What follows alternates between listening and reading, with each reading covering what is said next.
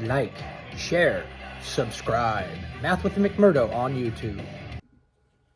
Spell Review 20, problem number 7.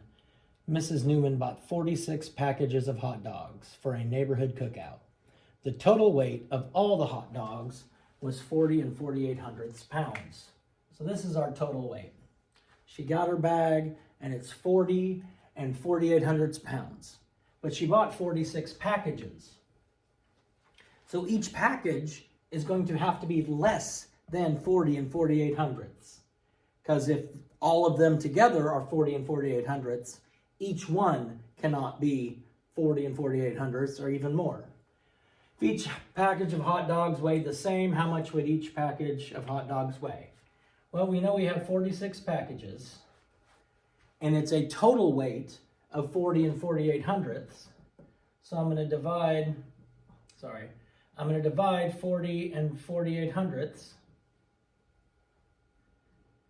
48 hundredths divided by 46. Now, if I look at this, and I have 46 goes into 40 and 48 hundredths, dividing, if there's a decimal point, it goes straight up. I know my answer is going to be less than 1, because 46 isn't going to go into 40. So I'm not going to have anything in the ones place. I'm not going to have any whole number, nothing in front of the decimal point, which eliminates this and this.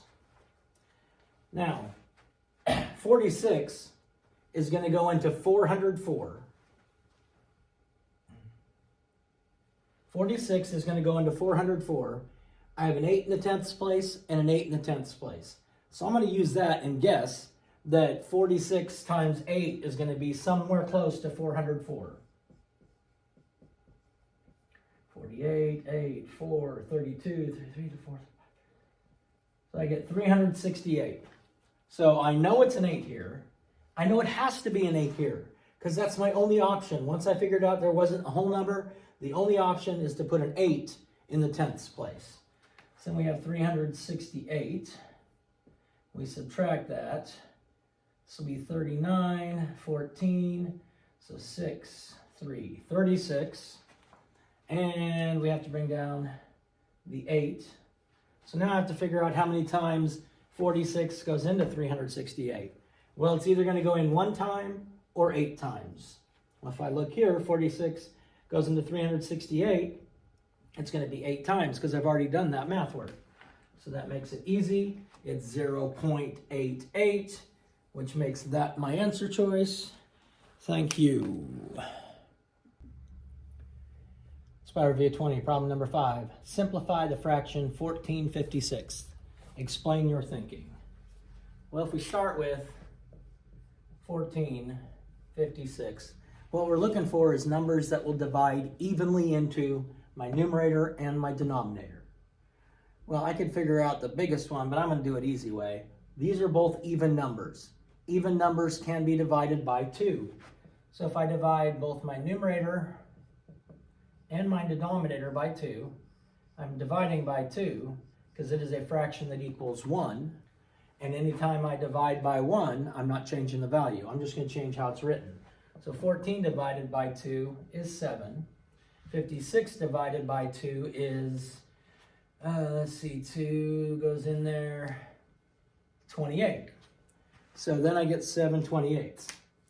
Then I have to ask myself, is there anything that can divide evenly into both 7 and 28? And I have to think, and then I have to think, and there is. If I divide these both by 7, that'll simplify it even further. 7 divided by 7 is 1. 28 divided by 7 is 4.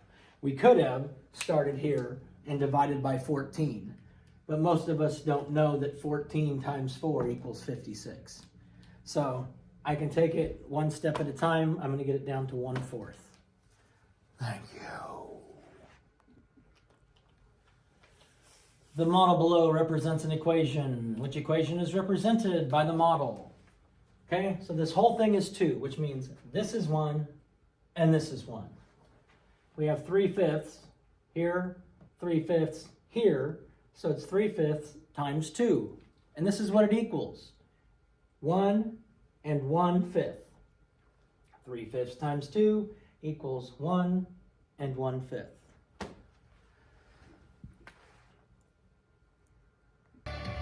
If you enjoyed these videos, please tell your friends, subscribe to Math with McMurdo. I would appreciate it, and I'm sure they would appreciate it. Thank you so much.